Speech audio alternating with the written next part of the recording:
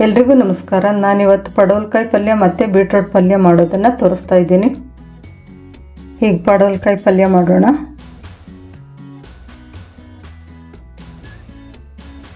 ಬಾಣಲಿನಲ್ಲಿ ಸ್ವಲ್ಪ ಎಣ್ಣೆ ಹಾಕ್ಕೊಳ್ಬೇಕು.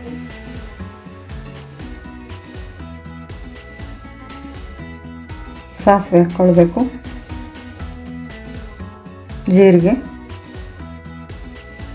ಉದ್ದಿನಬೇಳೆ, ಕರಿಬೇವು, 2 ರಿಂದ 3 ಹಸಿಮೆಣಸಿನ್ಕಾಯಿ. ಇದನ್ನು ಫ್ರೈ ಮಾಡ್ಕೊಳ್ಬೇಕು.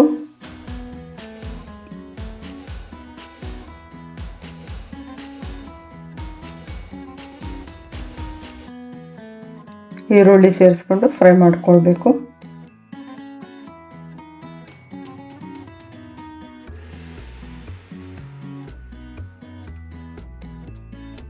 ಈಗ ಪಡವಲಕಾಯಿ ಸಣ್ಣದಾಗಿ ಕಟ್ ಮಾಡಿ ಹಾಕ್ಕೊಳ್ತಾ ಇದ್ದೀನಿ.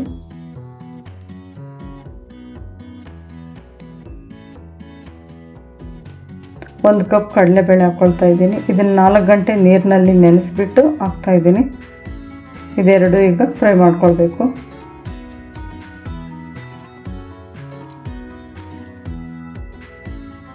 ಸ್ವಲ್ಪ ನೀರು ಹಾಕ್ಕೊಳ್ತಾ ಇದ್ದೀನಿ.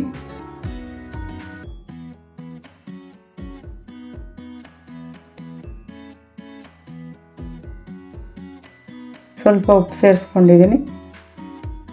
ಇದನ್ನೆಲ್ಲ ಮಿಕ್ಸ್ ಮಾಡಿಕೊಂಡು 10 ನಿಮಿಷ ಬೇಯಿಸ್ಕೊಳ್ಬೇಕು.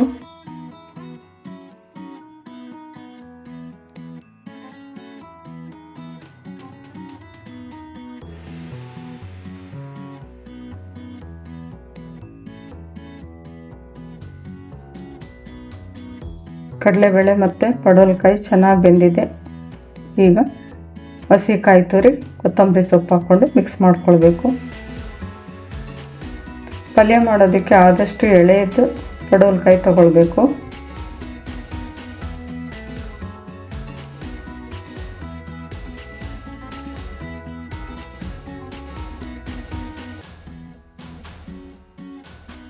ಪಡವಲಕಾಯಿ ಕಡಲೆಬೇಳೆ ಪಲ್ಯ ರೆಡಿಯಾಗಿದೆ. ಈ ರೆಸಿಪಿ ನೀವು ಒಂದ್ಸರಿ ಟ್ರೈ ಮಾಡಿ, ಹೇಗೆ ಬಂತಂತ ಕಮೆಂಟ್ ಮಾಡಿ. ಈಗ ಬೀಟ್ರೋಟ್ ಪಲ್ಯ ಮಾಡೋದು ನೋಡೋಣ.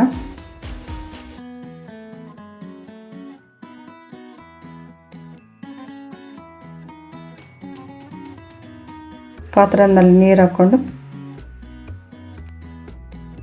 ತೊಳೆದು ಕಟ್ ಮಾಡ್ಕೊಂಡಿರೋ ಬೀಟ್ರೋಟ್ ಹಾಕಿ 5 ನಿಮಿಷ ಬೇಯಿಸ್ಕೊಳ್ತೀನಿ. ಸ್ವಲ್ಪ ಉಪ್ಪು ಹಾಕ್ಕೊಳ್ಬೇಕು.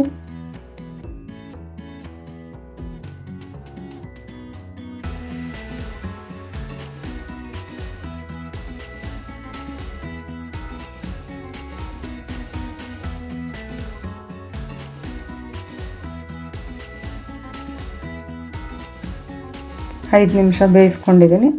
ಈಗ ನೀರು ಸಪ್ರೇಟ್ ಮಾಡಿ ತೆಗೆದಿಟ್ಕೊಳ್ತೀನಿ.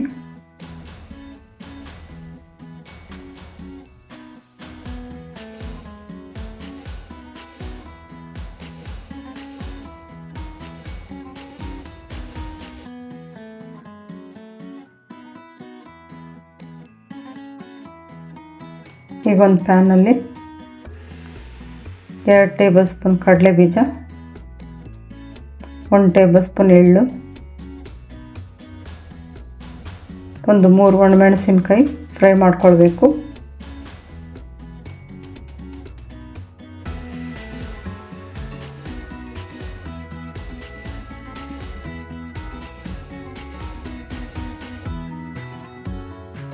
ಜಾರ್ಗೆ ಹಾಕ್ಕೊಂಡು ಪುಡಿ ಮಾಡ್ಕೊಳ್ಬೇಕು.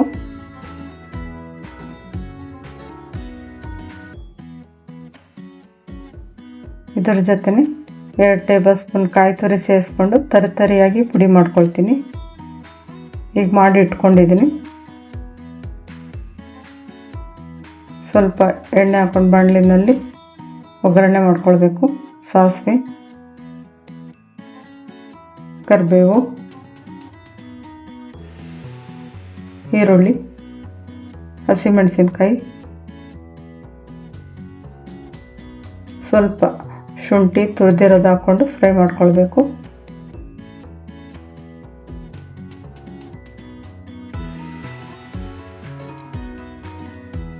ಸ್ವಲ್ಪ ಅರಶಿನ, ಸ್ವಲ್ಪ ಉಪ್ಪು ಹಾಕ್ಕೊಂಡು ಫ್ರೈ ಮಾಡ್ಕೊಳ್ತೀನಿ.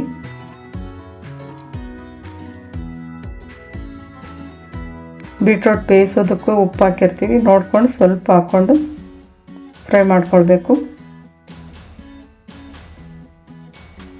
ಈಗ ಬೀಟ್ರೋಟ್ ಹಾಕ್ಕೊಳ್ತಾ ಇದ್ದೀನಿ.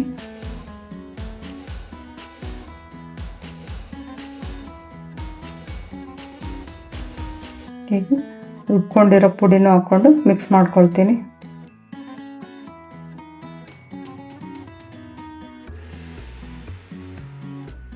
ಲಾಸ್ಟಲ್ಲಿ ಸ್ವಲ್ಪ ಕೊತ್ತಂಬರಿ ಸೊಪ್ಪು ಹಾಕ್ಕೊಂಡು ಮಿಕ್ಸ್ ಮಾಡ್ಕೊಳ್ತೀನಿ.